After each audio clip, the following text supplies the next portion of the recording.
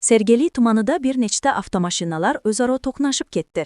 Joriy yilning 24-sentyabr kuni, taxminan soat 14:15 atrofida Toshkent shahrining Sergeli tumanida yo'l transport hodisasi qayd etildi. Hodisa Fayzli Toshkent ko'chasida sodir bo'lgani ma'lum qilindi. Ichki ishlar bosh boshqarmasi yo'l harakati xavfsizligi boshqarmasi tarqatgan xabarga ko'ra, yo'lda harakatlanayotgan BYD, Lacetti va Mercedes-Benz rusumli avtomashinalari bir-biriga to'qnash kelgan. Ushbu to'qnashuv ortidan jamoatchilikning ham diqqati ortgan, zero yo'l xavfsizligi bilan bog'liq bunday holatlar poytaxt ko'chalarida yana bir bor ehtiyotkorlik zarurligini ko'rsatib turibdi.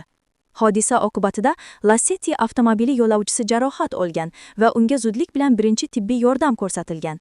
Mutaxassislar aytishicha, bunday vaziyatlarda tez tibbiy yordamning o'z vaqtida yetib kelishi inson hayoti uchun hal qiluvchi ahamiyatga ega.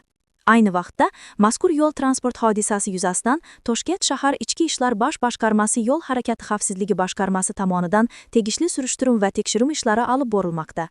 Hodisani aniq sabablari va qoidabuzarlik holatlari o'rganilayotgani ma'lum qilindi. Mutasaddilar fuqarolarni yo'lda harakatlanishda yanada ehtiyot bo'lishga, tezlik va xavfsiz masofani to'g'ri saqlashga, yo'l qoidalariga qat'iy amal qilishga chaqirmoqda. Chunki yo'ldagi bir lahzali e'tiborsizlik og'ir oqibatlarga olib kelishi mumkin.